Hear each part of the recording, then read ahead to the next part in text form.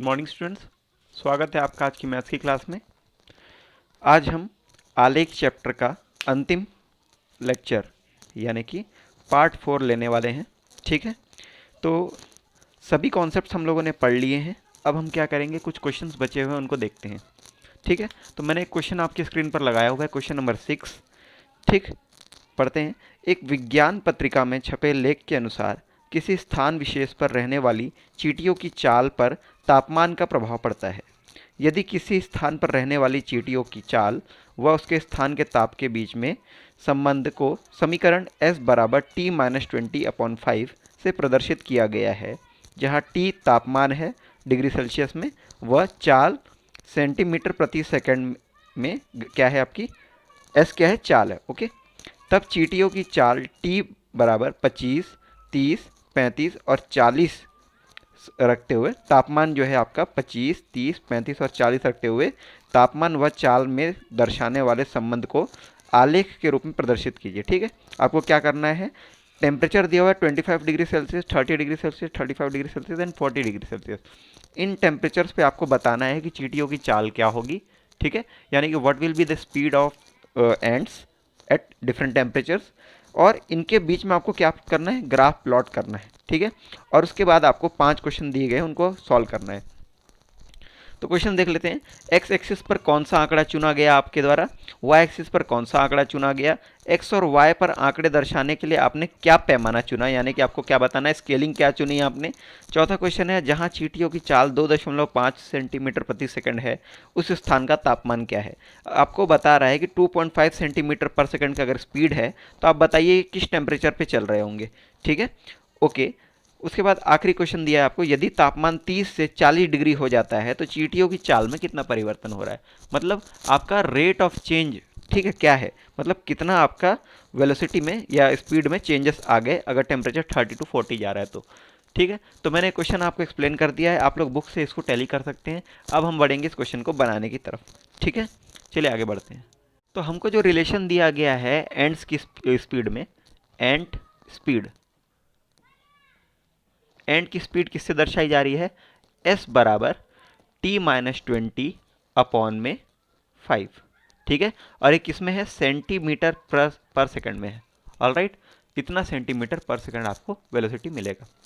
ठीक, और आपको टेम्परेचर रेंज क्या क्या दिया हुआ है, 25 degree Celsius, 30 degree Celsius, 35 degree Celsius and 40 degree Celsius.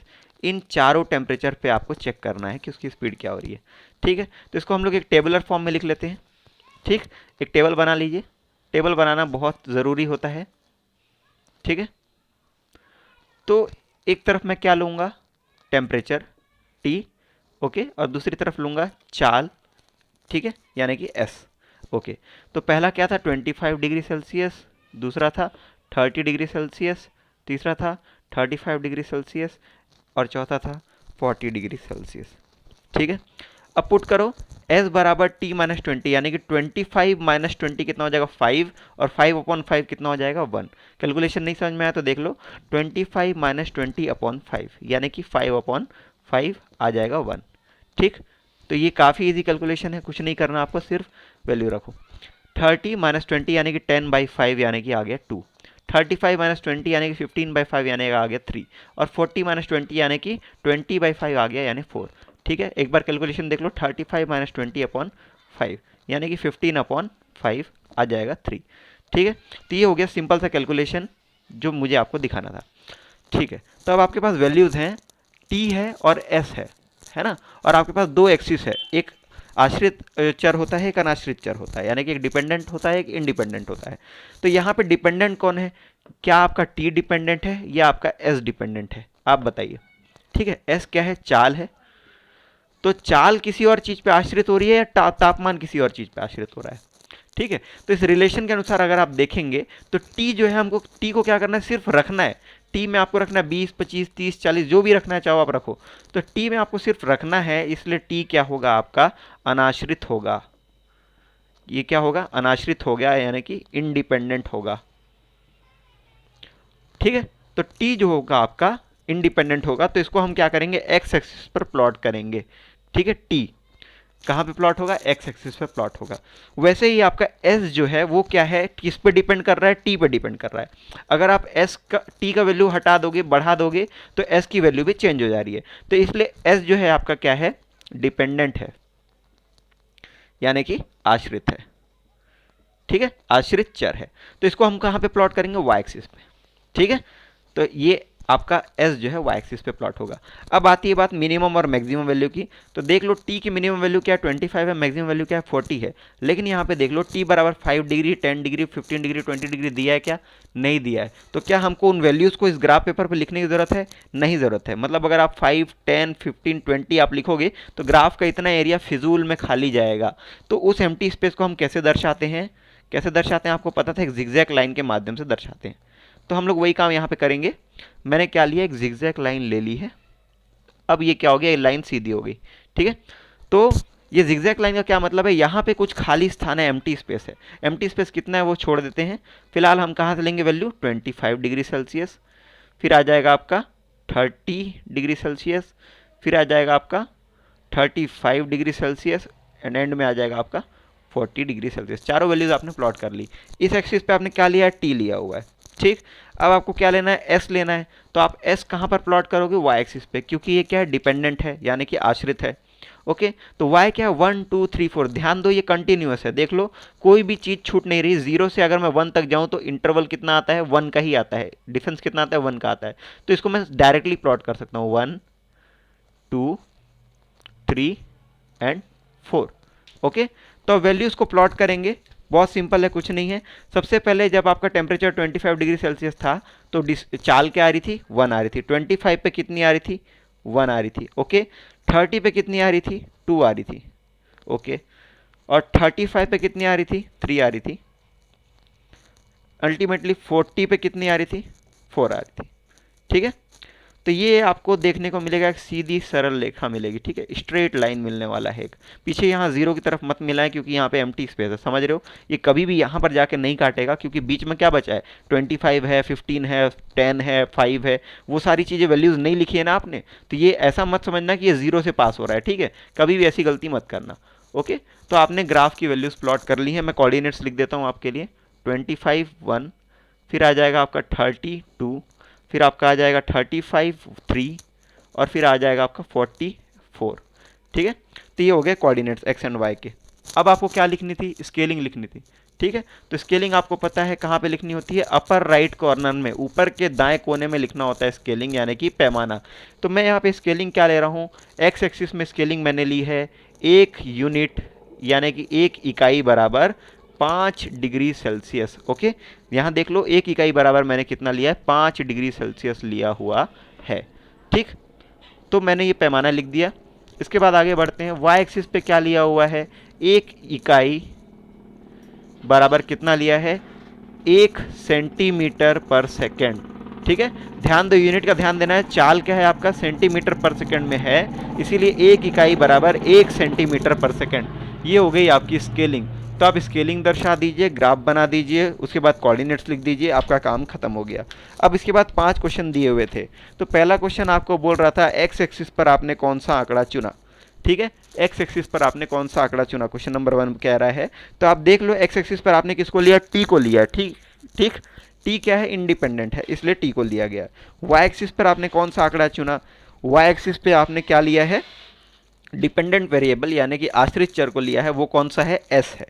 X और वाई पर आंकड़ा दर्शाने के लिए आपने क्या पैमाना चुना है, तो एक्स एक्सिस पे आपने क्या पैमाना चुना भाई, 5 डिग्री सेल्सियस 1 इकाई बराबर, और वाई एक्सिस पर आपने क्या पैमाना चुना है, 1 इकाई बराबर 1 सेंटीमीटर पर सेकंड।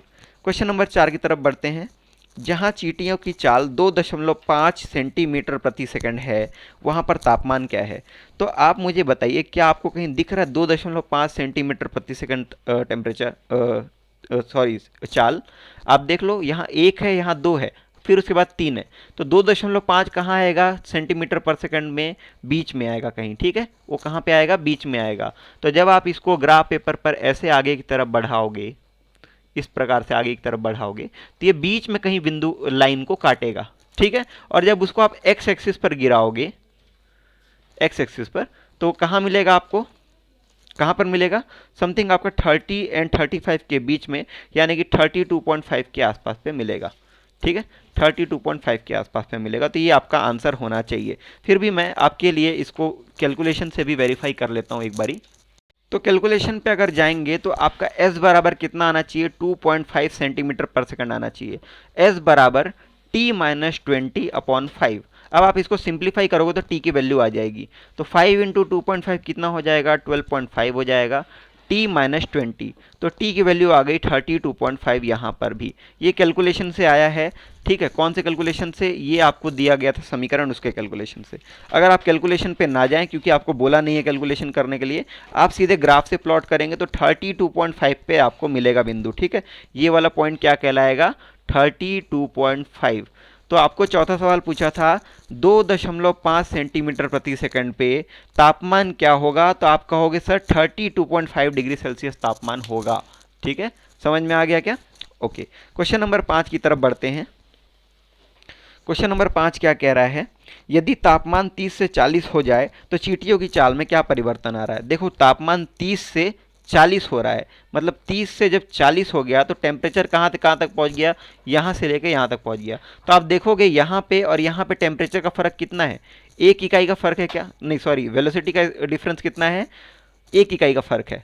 ठीक है, तो आपका 2 से 3 हो जा रहा है, तो डिफरेंस कितना आ गया? 1 सेंटीमीटर पर सेकेंड का डिफरेंस आ रहा है।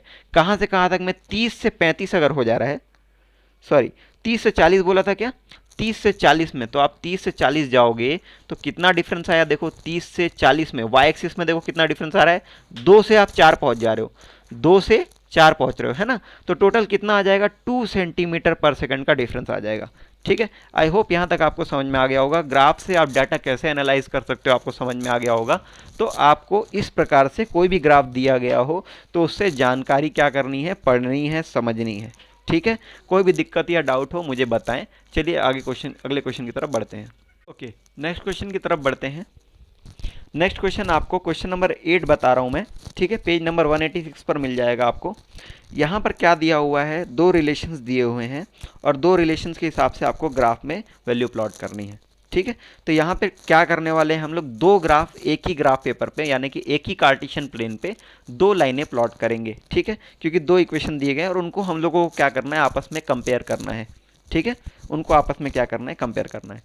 तो फिलहाल सबसे पहले आप जो टेबल देख रहे हो उस पर क्या दिया हुआ है? वृत्त की त्रिज्या जो कि r होती है। ठीक है, ऑब्वियसली त्रिज्या हम लोग किस में लेने वाले हैं? सेंटीमीटर में। ठीक है, ये आपका सेंटीमीटर में आएगा। और वैसे ही वृत्त की परिधि वो आपका क्या होता है? 2πr। आपको पता है फॉर्मूला ये 2πr। तो ये परिधि भी क्या होता है? लंबाई ही होती है, एक तरह की घेरा होता है। तो ये भी आपका आएगा सेंटीमीटर में ही। ओके, तो वृत्त की त्रिज्या और वृत्त की परिधि दिया गया है। और वैसे ही दूसरा टेबल मैंने लिया जिसमें रेडियस ऑफ सर्कल, इसी को इंग्लिश में लिखा है, रेडियस ऑफ सर्कल r है, ये भी सेंटीमीटर में होगा।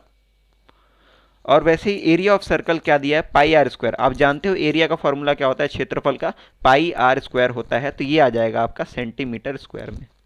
ठीक है, तो आपको अब कुछ वैल्यूज पे क्या करना है? इनके वो फाइंड आउट करने हैं।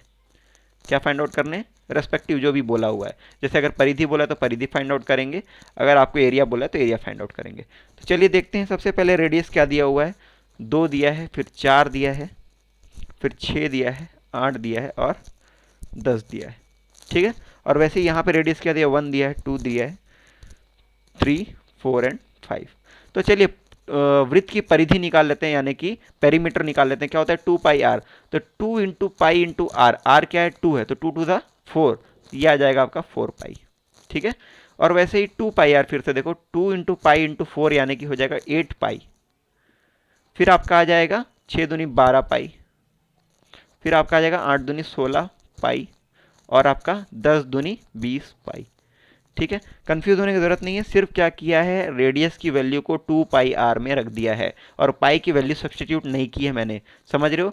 पाई का कोई मान नहीं रखा हुआ है। मैं पाई को पाई की तरह ही क्या करूंगा? ग्राफ पे प्लॉट करूंगा। कोई दिक्कत नहीं होनी चाहिए, है ना? चलिए, अब दूसरा क्या दिया? रेडियस ऑफ सर्कल दिया हुआ है r इक्वल टू 1 2 3 4 5। अब इसके लिए एरिया निकाल लेते हैं। तो पाई आर स्क्वायर यानी कि रेडियस का स्क्वायर, तो 1 का स्क्वायर कितना होता है? 1, तो ये हो जाएगा पाई। ठीक है, 1 इंटू पाई मतलब क्या हो जाएगा? पाई। दूसरा 2 पाई आर स्क्वायर में आप डालेंगे 2, तो 2 टू द 4, ये आ जाएगा 4π। फिर आपका आ जाएगा 3, ठीक है, फिर आपका आ जाएगा 3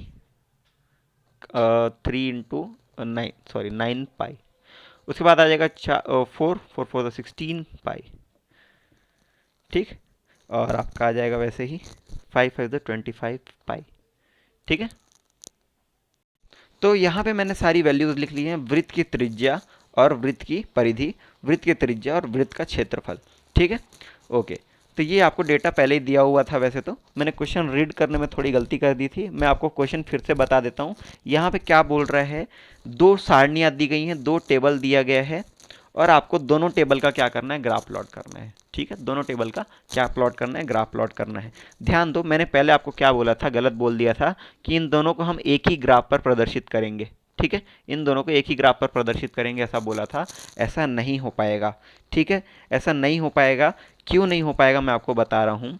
क्योंकि एक तरफ आप क्या लोगे, एक्स एक्सिस में आप क्या लोगे, वृत्त की त्रिज्या ले लोगे, ये है आर, किस में आएगा, सेंटीमीटर में, ठीक है, कोई दिक्कत नहीं आएगी। आप इस एक्सिस पर आर प्लॉट कर सकते हो।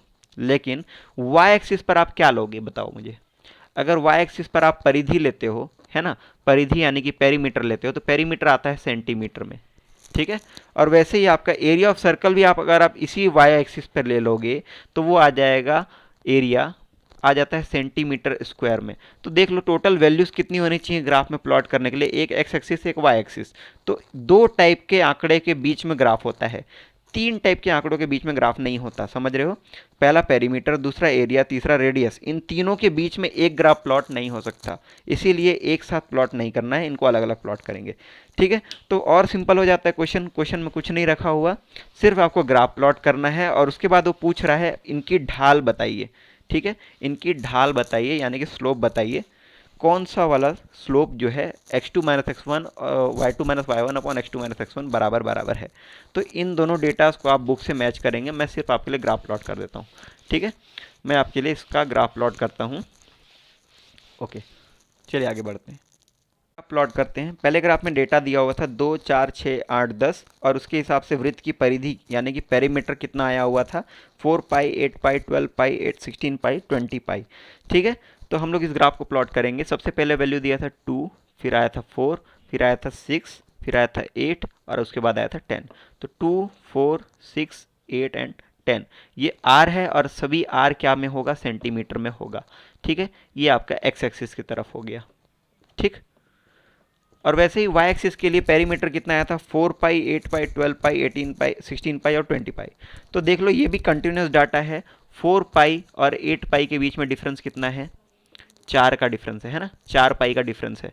तो ध्यान दो 4 पाई एंड 0 पाई यानी कि 0 में कितना डिफरेंस है, 4 पाई का ही डिफरेंस है। तो ये कंटिन्यूस ग्राफ रहेगा, यहाँ कोई भी ग्राफ में खाली जगह नहीं है।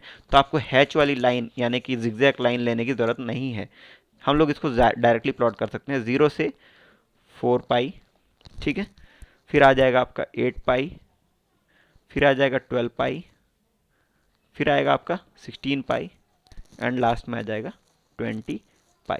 ये हो गया वाई एक्सिस पे, ठीक है। अब इनके बीच में पॉइंट्स प्लॉट कर लीजिए। जब रेडियस आपका 2 था, ध्यान दो पेरीमीटर है, ये भी सेंटीमीटर में ही होगा। तो 2 था तो कितना आया था, 4 पाई, फिर आपका 4 था तो कितना आया था, 8 पाई, फिर आपका कितना था, 6 था तो आपका आया था 12 पाई, फिर 8 था तो आपका आया था 16 पाई, और फाइनली 10 था तो आपका कितना आया था, 20 पाई। तो इन सबको जब आप मिलाओगे तो एक सीधी रेखा बनेगी, ठीक है। और अगर आर बराबर आप 0 रखोगे तो वो 0 से भी पास होगा, यहाँ से भी पास होगा। तो एक ऐसी सीधी लाइन आपको मिल जाएगी। कोऑर्डिनेट्स आप लिख लीजिए 2 एंड 4 पाई, फिर आपका आ जाएगा 4 एंड 8 पाई, इसी प्रकार से बाकी कोऑर्डिनेट्स भी, ठीक है। और पैमाना आपको लिखना है, पैमाना क्या हो जाएगा, एक्स एक्सिस पे आप क्या लोगे, एक्स एक्सिस पे 1 यूनिट बराबर 2 सेंटीमीटर, एंड वाई एक्सिस पे 1 इकाई बराबर कितना, 4 पाई सेंटीमीटर, ठीक है। 1 इकाई बराबर 8 पाई माइनस 4 पाई कितना होगा, 4 पाई होगा। 12 पाई माइनस 8 पाई भी कितना होगा, 4 पाई होगा। तो एक्स एक्सिस पे 1 यूनिट बराबर 2 सेंटीमीटर, वाई एक्सिस पे 1 यूनिट बराबर 4 पाई सेंटीमीटर। कोई डाउट, ये ग्राफ आपका प्लॉट हो गया, ठीक है। इसको आपको अपर राइट कॉर्नर में लिखना है। फिर आकर देख लेते हैं आपका अगले क्वेश्चन की तरफ, मतलब अगले टेबल की तरफ। अगले टेबल में डेटा था 1 2 3 4 5 सेंटीमीटर, ठीक है। ये आपका क्या था, रेडियस था। तो रेडियस सेंटीमीटर में होगा, इसको हम लोग प्लॉट कर लेते हैं 1 2 3 4 एंड 5। ये हो गया रेस्पेक्टिव रेडियस, और उसके हिसाब से आपका क्या आना था, क्षेत्रफल, एरिया। क्षेत्रफल कितने आता है, सेंटीमीटर स्क्वायर में आता है। तो हम लोग क्षेत्रफल प्लॉट करेंगे, पाई, 4 पाई, 9 पाई, 6 पाई एंड 25 पाई। तो ये कंटिन्यूस डेटा नहीं है, देख लो, पाई, 4 पाई, 9 पाई, 16 पाई एंड 25 पाई। अगर आप देखोगे तो इन डेटा के बीच में यहाँ कितना डिफरेंस है, 3 पाई का, यहाँ कितना है 5 पाई का, फिर यहाँ कितना है आपका, ये आ जाएगा 7 पाई का। तो यहाँ डिफरेंस जो है बढ़ता जा रहा है, ठीक है, यहाँ डिफरेंस जो है बढ़ता जा रहा है। इसीलिए हमको यहाँ पे एक क्या है करना पड़ेगा, स्केलिंग अलग लेनी पड़ेगी, डिफरेंस अलग लेना पड़ेगा अपने हिसाब से सोच के, ठीक है। तो मैं क्या करता हूँ, मैं ऐसा कर लेता हूँ, 4 पाई का ले लेता हूँ, ठीक है, यहाँ भी तो 0, फिर ले लेता हूँ एक 4 पाई, फिर 8 पाई, फिर 12 पाई, फिर 16 पाई एंड अल्टीमेटली 20 पाई, और फिर एक 24 पाई ऊपर और बढ़ा देते हैं, 24 पाई, ठीक, उसके बाद 25 पाई भी आएगा, ठीक है, 28 पाई, सॉरी, ओके। तो अब ग्राफ प्लॉट कर लेते हैं। जब आपका रेडियस 1 था, ठीक है, तो आपको एरिया कितना मिल रहा था, पाई मिल रहा था। रेडियस 1 पे एरिया पाई था, तो यहाँ पे 4 पाई है, तो आपको यहाँ नीचे कहीं पे क्या मिलेगा, पाई मिलेगा। तो जब आप इन दोनों पॉइंट्स को मिलाओगे तो यहाँ कहीं मिलेगा, ठीक है। जब रेडियस 2 था तो आपका सॉरी, जब रेडियस 1 था तो पाई मिला था आपको, और रेडियस 2 था तो 4 पाई मिला था, ठीक है। तो रेडियस 2 पे ये वैल्यू आ जाएगी 4 पाई के बराबर। रेडियस 3 पे 9 पाई, मतलब 8 से थोड़ा ऊपर आएगा 9, ठीक है, 8 से थोड़ा ऊपर आएगा 9, तो इसको मार्क कर लेंगे।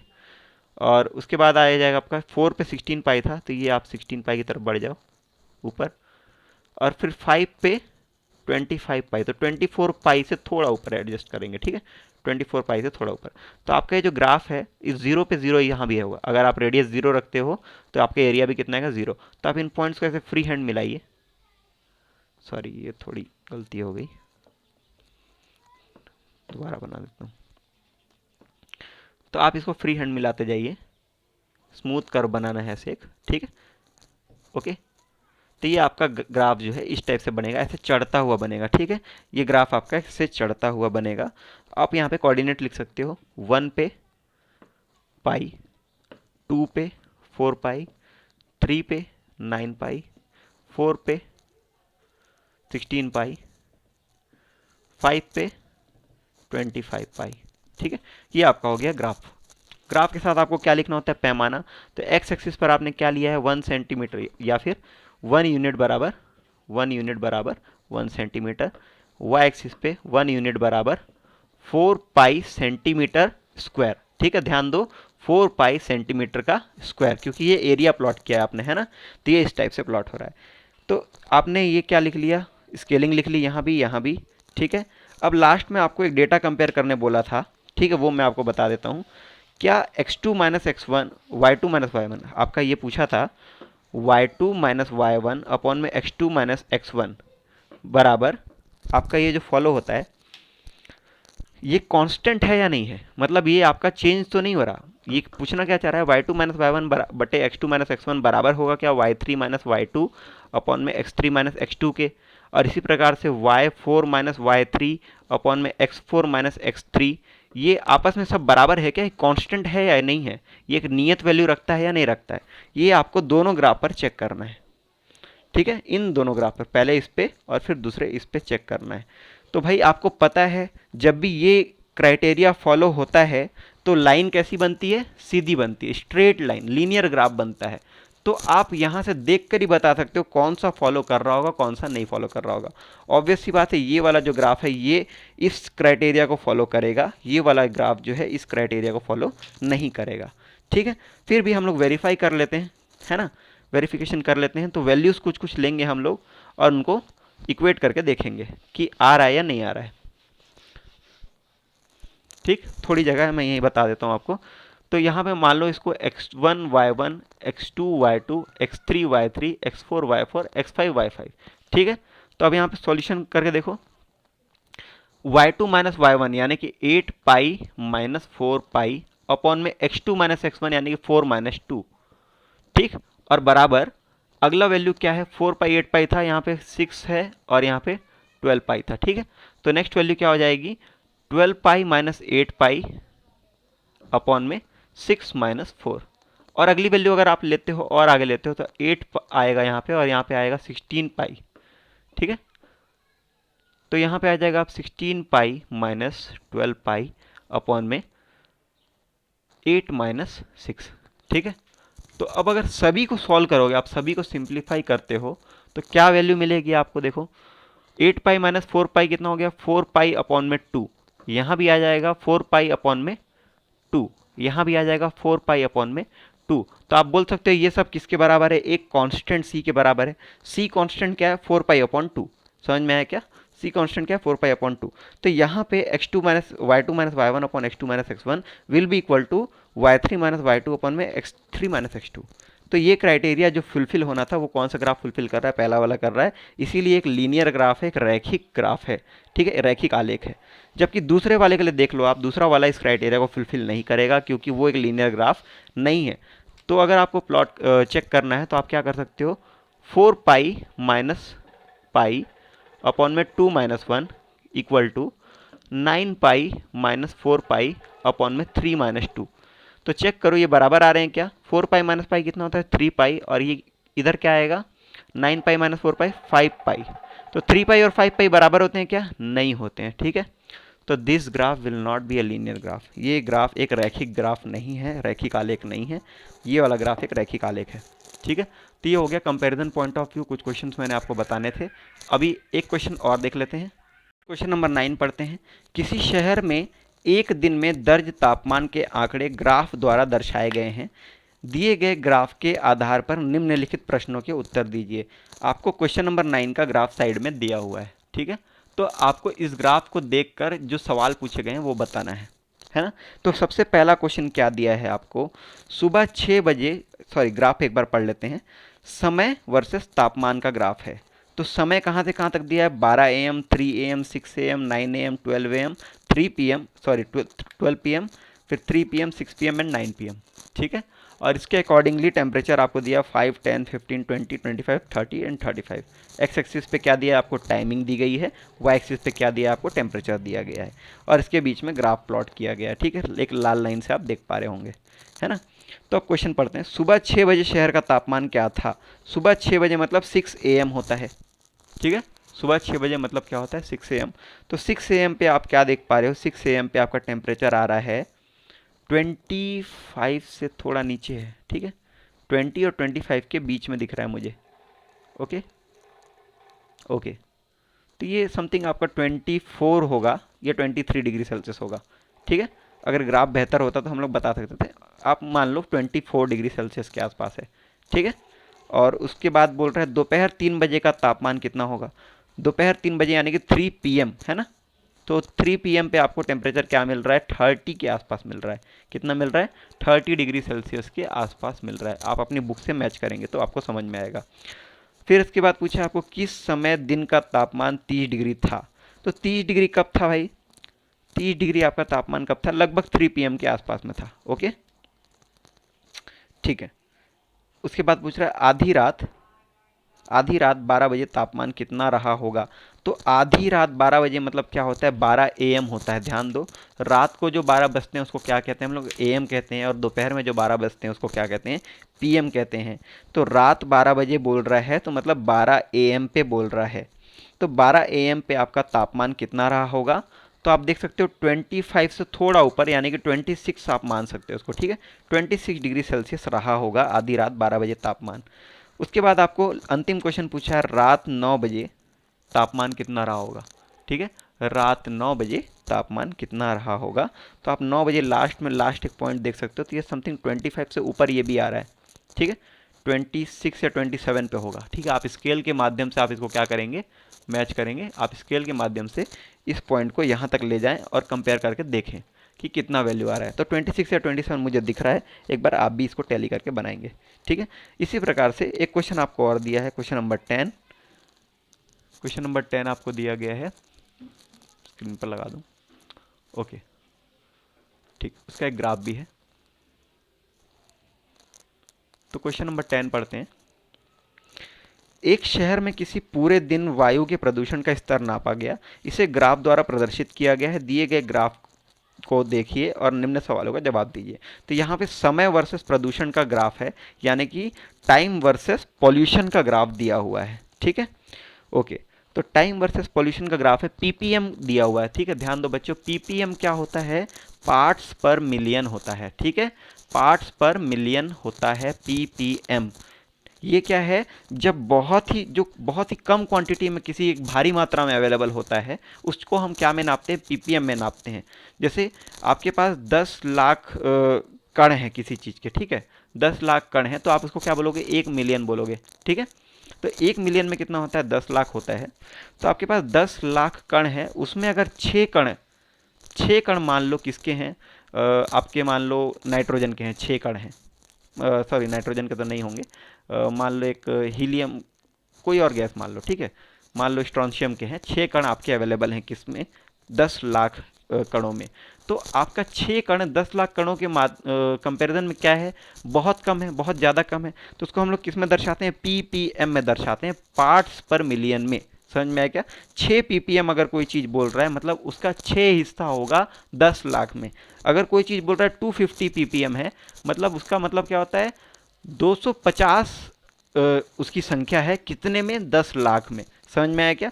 तो पीपीएम क्या होता है? एक छोटा आंकड़ा होता है, लेकिन ज़रूरी आंकड़ा होता है, इसलिए इसको दर्शाया भी जाता है। ठीक है, तो पीपीएम में हम क्या नापते हैं? प्रदूषण नापते हैं।